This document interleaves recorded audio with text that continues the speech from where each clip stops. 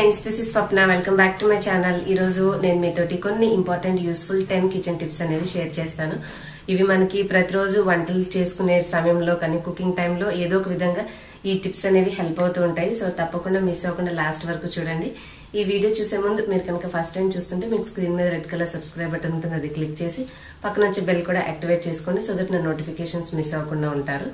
And ఈ రోజు video start చేసే ముందు మీకు ఒక స్మాల్ ఇన్ఫర్మేషన్ అండి. ఇప్పుడు నేను వేసుకున్నటువంటి జ్యువెలరీ ఉంది కదా, ఇది అలాగే నా దగ్గర ఇంకొక బ్యూటిఫుల్ సెట్ ఉంది. ఈ రెండింటిని ఒకసారి చూపిస్తాను. వీటిని నేను మనీ కలెక్షన్స్ నుంచి తీసుకున్నాను. చూడండి, ఇంకొక సెట్ వచ్చేసి ఇట్లా ఉందన్నమాట. మనకి పీకాక్ డిజైన్ తోటి ఇటువంటి పూసల దండలు 3 లేయర్స్ ఉన్నాయి. మనకి చివర్లో పెట్టుకోవడానికి హుక్స్ అలాగే అరేంజ్మెంట్ ఇచ్చారు. సో బ్యూటిఫుల్ గా ఉందండి. ఇది లాకెట్ మనకి శారీస్ మీద వేసుకుంటే చాలా బాగుంటుంది. సో దీనికి తోడుగా మనకి ఇచ్చినటువంటి ఇయర్ రింగ్స్ ఎలా ఉన్నాయంటే ఇట్లా ఇచ్చారు. ఇప్పుడు నేను పెట్టుకున్నటువంటిది ఒక సెట్ అండి. సో ఇది ఇయర్ రింగ్స్ ఇలా ఉన్నాయి వీటివి.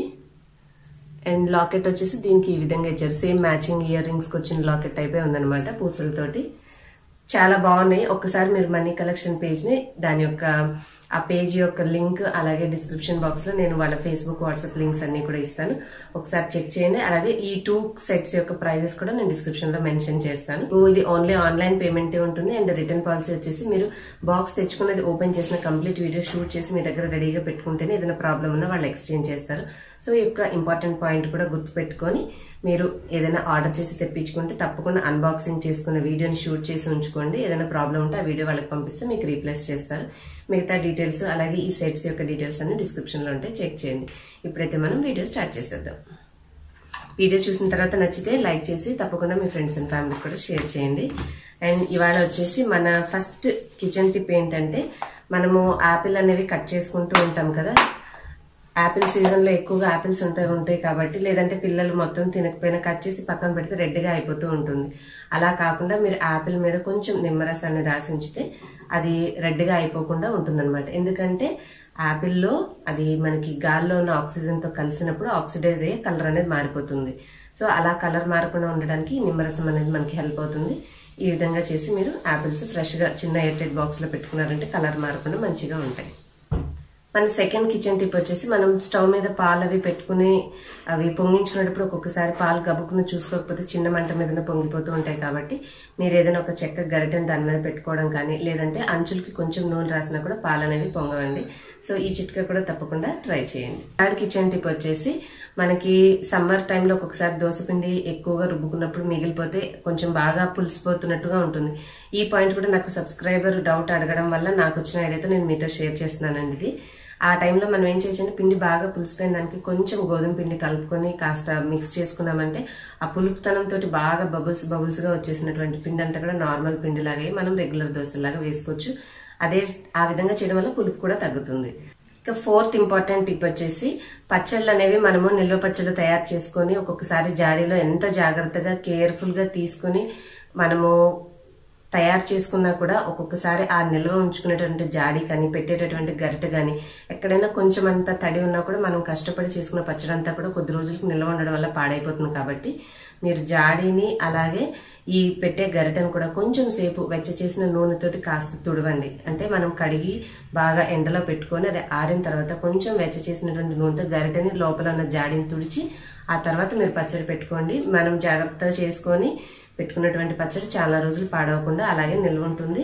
అలాగే మనం తీసుకునే ప్రతిసారి కూడా పొడి చేతులతోటి పొడిగా ఉన్నటువంటి స్పూన్ మాత్రమే వాడాలి. ఇటువంటి నెక్స్ట్ మనకు అవసరమైనప్పుడు తీసుకున్నప్పుడల్లా కూడా అదే ప్రాసెస్ ఫాలో చేస్తేనే పచ్చడి అనేది పాడవకుండా ఉంటుంది. ఏ మాత్రం తడి అనేది లోపలికి కొంచెం చేరినా కూడా చెమ్మ అనేది మనం ఆ తర్వాత మూత పెట్టేసేసి ఉంచేస్తాం. కాబట్టి మళ్ళీ నెక్స్ట్ టైం తీసేసరికి బూజు పట్టేస్తుంది.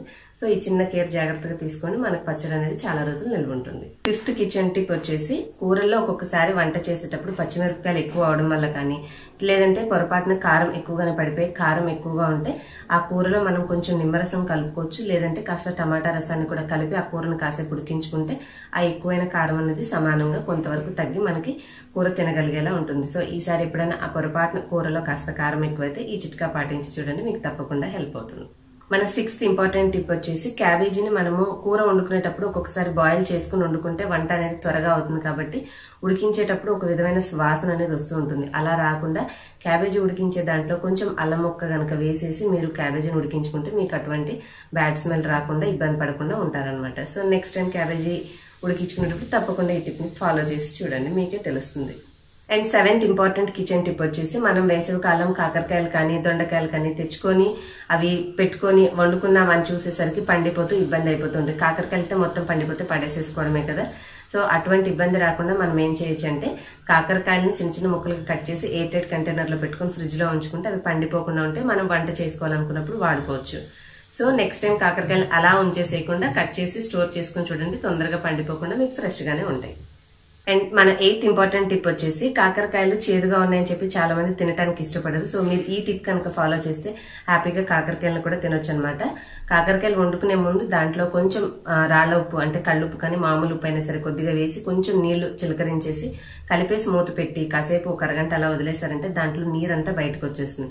ఆ తర్వాత ఆ ముక్కలు కూడా మెత్తబడతాయి కాబట్టి అవి బాగా పిండేసేస్తే ఆ రసంతో మనకి ఆ చేదుదనం అంతా కూడా పోతుంది. సో ఆ తర్వాత మిగిలిన ముక్కల్ని మీరు వండుకుంటే చేదు అనేది మీకు లేకుండా ఉంటుంది. మామూలుగా చేదుతో తినగలిగేలాగానే ప్రయత్నించండి. అలా తినటం చేత కాక కుదరని వాళ్ళు, చేదుగా తినలేని వాళ్ళ కోసం మాత్రమే ఈ టిప్పు. ఈ విధంగా పాటించి చూస్తే మీకు కాకరకాయలో ఎటువంటి చేదు అనేది ఉండదు. అండ్ 9th కిచెన్ టిప్ వచ్చేసి చెక్క గరిటెలు కానీ స్పూన్లు కానీ ఉంటాయి కదా, అవి కొంతకాలం వాడుతూ ఉంటే చిన్న చిన్న క్రాక్స్ లాగా కనిపించి మనం వండిన పదార్థాలు అక్కడ నూనె కానీ పసుపు కానీ పట్టేసినట్టుగా జిడ్డుగా ఉంటాయి. కాబట్టి అటువంటి వాటిని క్లీన్ చేసుకోవడానికి ఒక చిన్న పొడవాటి గిన్నెలో కానీ గ్లాసులో కానీ మనం కొంచెం వాటర్లో వెనిగర్ వేసేసి ఈ చెక్క గరిటెలను అందులో ముంచి ఉంచేసి ఆ తర్వాత మనం కనుక క్లీన్ చేసుకుంటే చక్కగా వాటి మీద మురికంతా పోయి మంచిగా శుభ్రమవుతాయి. సో చెక్క గరిటెలు క్లీన్ చేయాలన్నప్పుడు నెక్స్ట్ ఈ టిప్ అనేది తప్పకుండా ఫాలో చేయండి. ఇంకా మన లాస్ట్ కిచెన్ టిప్ ఏంటంటే చేపల్ని మనము డీ ఫ్రిజ్ లో పెట్టేసేసి మళ్ళీ నెక్స్ట్ టైం వండుకోవాలని తీసేటప్పుడు అవన్నీ అతుక్కుపోయి ముక్కలు ఇట్లా పీకుతుంటే గట్టిగా రాకుండా ఐస్ లో పట్టేసి ఉంటాయి కదా, అలా గట్టిగా అతుక్కుపోకుండా ఉండాలంటే మీరు ఆ చేప ముక్కల్ని పెట్టే ముందు కొంచెం వాటికి మీద ఉప్పు చల్లేసి మిక్స్ చేసేసి మీరు డీ ఫ్రిజ్ లో పెట్టండి. అవి డీ ఫ్రిజ్ లో పెట్టినా కూడా అతుక్కోకుండా చక్కగా ఫ్రీజ్ అయ్యి గట్టిగానే ఉంటాయి అనమాట. సో ఇవండి ఈ రోజు నేను మీతో షేర్ చేసుకోవాలనుకున్న 10 ఇంపార్టెంట్ కిచెన్ టిప్స్.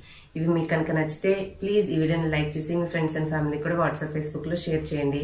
అలాగే నేను ఇందాక మీతో షేర్ చేసినటువంటి మనీ కనెక్షన్ వల్ల ఇంకొక కొన్ని కలెక్షన్స్ అనేవి నేను ఈ వీడియో లాస్ట్ లో పిక్స్ అనేవి పోస్ట్ చేస్తాను. సో తప్పకుండా చూసి ఒకసారి ఆ పేజీని కూడా చెక్ చేయండి.